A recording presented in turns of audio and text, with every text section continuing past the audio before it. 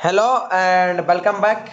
तो बहुत दिन बाद हम लोग आए हैं और आज से हम क्लास 10th का नया बैच शुरू कर रहे हैं और आपको पूरा साल में पूरा कोर्स यूट्यूब पे कराने की कोशिश की जाएगी। ओके, तो आज हम लोग शुरू किए हैं दो चर वाला रैखिक समीकरण। दो चर वाला रैखिक समीकरण। ओके, तो ये जो समीकरण है दो चर वाला रैखिक समीकरण, इसको थोड़ा ध्यान से देखिएगा। बहुत ही मज़ेदार है, बहुत ही इम्पोर्टेंट है और इसके हेल्प से बहुत सारा चैप्टर बनता है। जैसे एपी में भी काम आएगा, त्रिकोणमिति में भी काम आ सकता है। तो और भी जगह है जिसका इसका यूज करते हैं और जनरल लाइफ में भी इसका यूज होता है। तो दो चर वाला रैखिक समीकरण का एक सामान्य सूत्र समझिए। मतलब ये जो होता है ये इस रूप में होता है, जैसे 2x + 3y बराबर कुछ भी दे दीजिए 6। तो यहाँ पे देखिए एक नंबर आया, फिर एक्स वाई आया कुछ भी, फिर प्लस, फिर 3 एक नंबर आया, फिर वाई आया। तो दो तरह का चर है, एक एक्स एक वाई और फिर नंबर्स है। तो दो चर वाला और अधिकतम पावर कितना है? एक है ना। अधिकतम पावर कितना है? एक है। तो इसको बोलते हैं दो चर वाला रैखिक समीकरण। क्या बोलते हैं? दो चर वाला रैखिक समीकरण। ठीक है, तो यहाँ पे क्या है कि तो दो चर वाला रैखिक समीकरण का जो सामान्य सूत्र होता है उसको लिखते हैं हम a1x b1y + c1 = 0। और दो जब भी होगा जोड़ा में होगा, जब भी होगा जोड़ा में होगा, युग्म में होगा, अकेला नहीं होगा ये। तो a2x b2y + c2 = 0। ये हो गया दो चर वाला रैखिक समीकरण का सामान्य सूत्र। और ये क्या है? सामान्य सूत्र किसका? दो चर वाला रैखिक समीकरण का।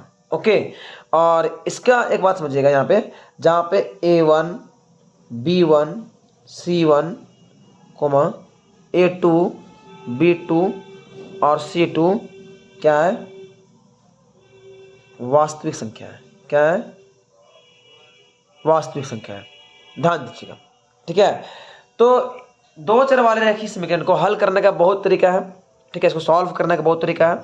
तो इसको जो सॉल्व करने का जो तरीका है ना, तो इसको हल निकालने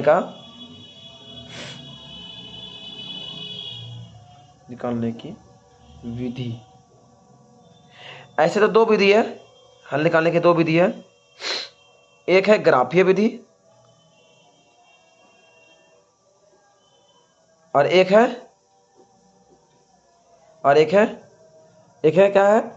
एक है बीजगणितीय विधि या फिर बीजीय विधि।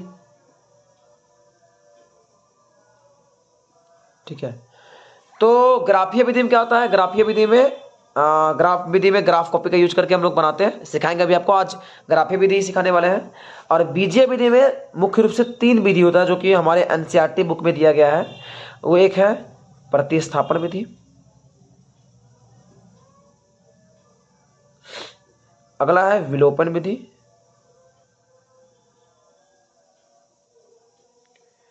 उसके बाद है वज्र गुणन विधि। ये मुख्य 3 विधि है। इसके अलावा तुलनात्मक विधि भी एक होता है और एक दो और होता है जो कि हमारे एनसीईआरटी बुक में इसको नहीं दिया गया, तो हम लोग इसको नहीं काउंट करेंगे। हम लोग मुख्य रूप से 1 2 3 और एक ग्राफीय विधि पढ़ने वाले। ओके, तो हम लोग अभी हम लोग क्या करेंगे कि इसको ग्राफीय विधि को लाने से पहले आपको 2-3 बात समझाते हैं। ठीक है, कभी कभी क्या होता है कि इसका हल बहुत अलग तरह से होता है। ये जो समीकरण है ना, ये a1x b2y + c1 = 0, a2x b2y + c2 = 0, इसका हल निकालने का बहुत ही अलग तरीका है। आपको समझाते हैं थोड़ा सा तरीका। तो जब इसको हल निकालते हैं तो बहुत 3 तरह केस होता है, 3 तरह का समझिएगा। हल निकालने का 3 केस होता है, यानी a1x b1y + c1 = 0 है और a2x b2y + c2 = 0 है। तो 3 तरह का बात होता है। पहला तो बहुत अनेक हल होगा, पहला केस। दूसरा केस क्या होगा? ध्यान दीजिएगा, ठीक है ना। दूसरा केस होगा कि एक हल होगा, एक हल, इसको अद्वितीय भी बोलते हैं। ठीक है, और तीसरा क्या है केस? कोई हल नहीं होगा, एकदम कोई भी हल नहीं होगा। तो अभी जो लिखेंगे ना इसको अच्छा से ध्यान रखिएगा। अनेक हल होगा, एक हल होगा यानी अद्वितीय, मतलब इसके साथ कुछ नहीं, और एक का क्या है, कोई हल नहीं होगा। क्या है, कोई हल नहीं होगा। तो जब अनेक हल का बात करता है, समझिएगा अनेक हल में क्या होता है कि इसका जब a1/a2 करते हैं, ये बटे ये बराबर आना चाहिए b1/b2 के, और बराबर आना चाहिए c1/c2 के। अगर ये ऐसा केस होता है कि a1/a2 बराबर b1/b2 बराबर c1/c2 है, तो इसका अनेक हल होगा। और पता है जब इसका ग्राफ खींचेगा ना तो ग्राफ संपाती आएगा,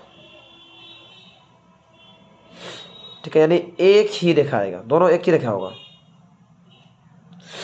ठीक है, ठीक है, क्या बोल रहे हैं, संपाती आएगा और एक ही रेखा पर होगा।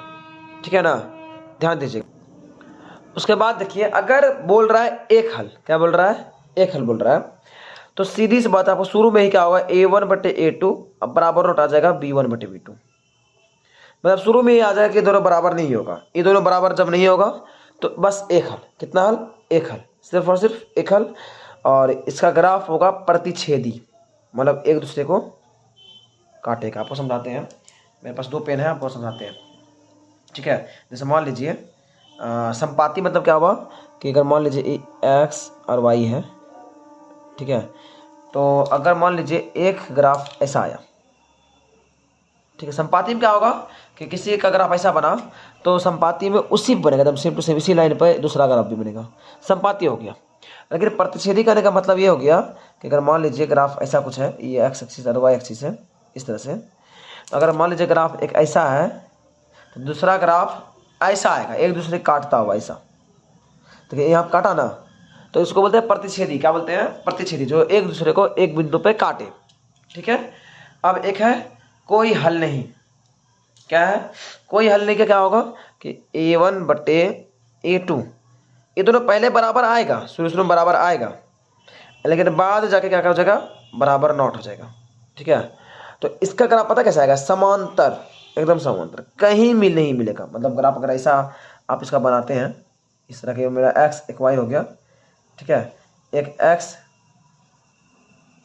डैश y और y डैश ऐसा कुछ होता है, तो ग्राफ कैसा होगा पता है, समांतर, मतलब कि एक ऐसा जाएगा, दूसरा ग्राफ एकदम इसके एकदम इसके पैरेलल होगा, एकदम पूरा पैरेलल, मेरा थोड़ा टेढ़ा भी हो गया, एकदम पूरा पैरेलल होगा, एकदम पूरा समांतर होगा, एकदम पूरा समांतर। ठीक है, तो उसको बोलते हैं क्या कि समांतर आएगा तो क्या होगा, इसका कोई हल नहीं होगा, एक भी हल नहीं होगा। और जब काटेगा तो एक हल होगा, और जब एक लाइन पर आएगा तो अनेक हल हो गया। एक कंडीशन ये भी है, इसको भी ध्यान रखिएगा अच्छा से। ठीक है, एक बार शुरू से देखिए, 2 चर वाला रैखिक समीकरण का सामान्य सूत्र ये हो गया, जहाँ पे a1 b1 c1 a2 b2 c2 सब में क्या है, वास्तविक संख्या है, नंबर है। हल निकालने का 2 विधि है, एक ग्राफीय विधि, एक बीजीय विधि। बीजीय विधि का 3 भाग होता है, प्रतिस्थापन, विलोपन, वज्रगुणन। ठीक है, इसके अलावा तुलनात्मक विधि भी है, और एक और है, याद नहीं है उतना नाम, लेकिन और भी बहुत सारा विधि होता है जो कि दिमाग में नहीं रखना है, बट ये 3 आपको याद रखना है। ठीक है, उसके बाद a1x b1x, इसको लेकर चले समीकरण को, जनरल फॉर्मूला का। यहाँ बताया कि अगर तीनों का अनुपात